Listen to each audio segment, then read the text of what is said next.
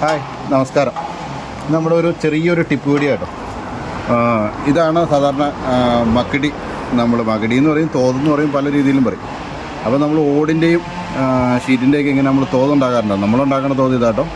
ഇത് പട്ടികയുടെ അളവും ഒരു പട്ടികയുടെ പുറം തൊട്ട് ഒരു പട്ടികയുടെ ഉള്ളു തൊട്ട് മറ്റേ പട്ടികയുടെ ഉള്ളു വരെയുള്ള അളവാട്ടോ നമ്മൾ തോതായിട്ട് ഉപയോഗിക്കുന്നത്.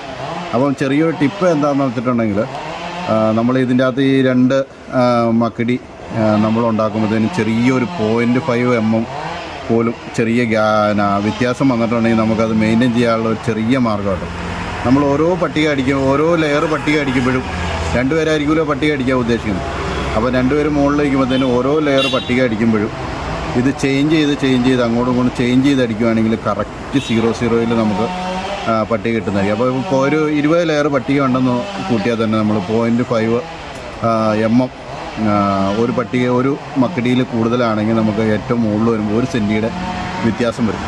നേരെ മറിച്ച് നമ്മൾ ചേഞ്ച് ചെയ്ത് അടിക്കുകയാണെങ്കിൽ എല്ലാ പട്ടികയും ഒരേ ലെവലിലായിരിക്കും. ഇപ്പോൾ 1 മില്ലി കൂടിയാൽ പോലും എല്ലാ പട്ടികയും ഒരേ ലെവലിലായിരിക്കും. അപ്പം നമ്മുടെ ഇന്നത്തെ ഒരു ചെറിയ വീഡിയോ ഇതാണ്. അപ്പം ഇതിങ്ങനെ ചെയ്യുന്നവരായിരിക്കും കൂടുതലും.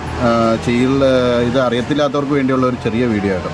അപ്പോൾ നമ്മൾ നല്ല ടിപ്പ് വീഡിയോ ആയിട്ട് വരുന്നതായിരിക്കും. Okay, thank you.